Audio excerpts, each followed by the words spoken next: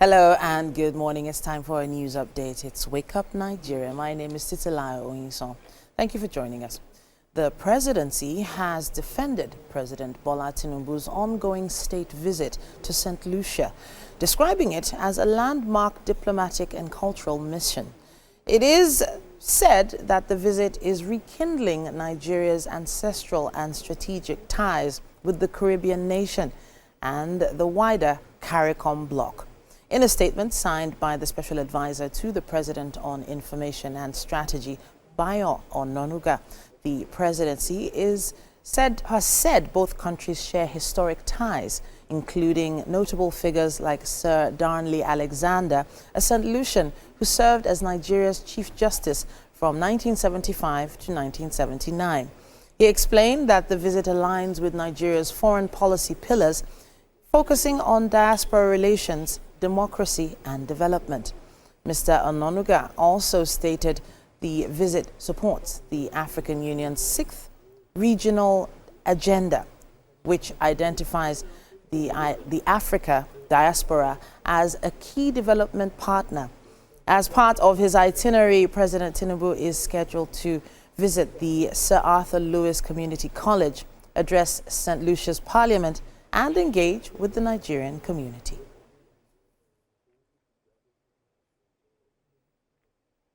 And outside Nigeria, where Israel has ordered Palestinians to evacuate from parts of northern Gaza ahead of increased military action, as U.S. President Donald Trump pushes for a ceasefire deal. People in neighborhoods across Gaza City and Jabalia have been told to move south towards the coastal area of Al-Mawazi as Israeli military operations intensify and expand westward. According to the Hamas-run health ministry, at least 86 people were killed as the result of Israeli attacks in the 24 hours before midday yesterday. 3 children were killed amongst those killed in a strike on the so-called safe zone of Al-Mawazi. In the meantime, U.S. President Trump has repeated calls to, quote, make the deal in Gaza and get the hostages back, end quote.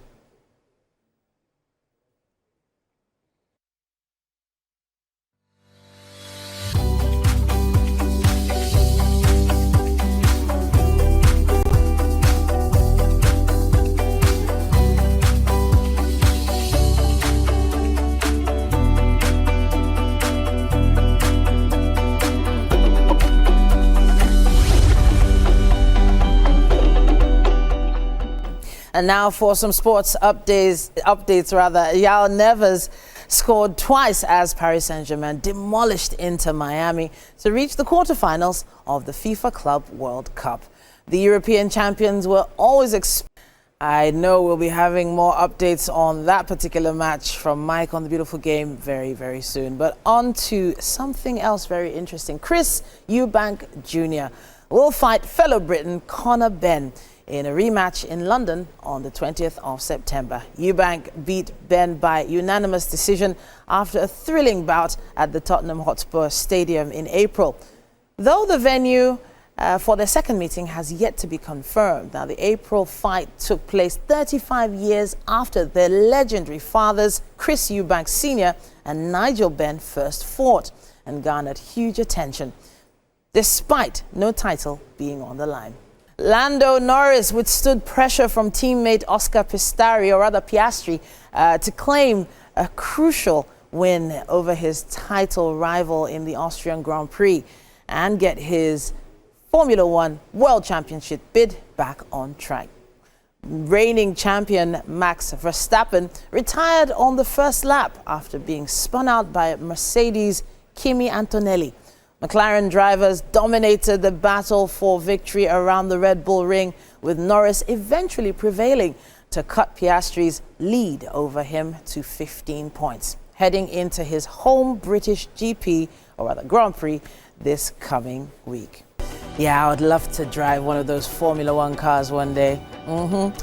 For those that know, they know. All right, then, we'll be taking another quick break, but there's still so much more coming your way after this.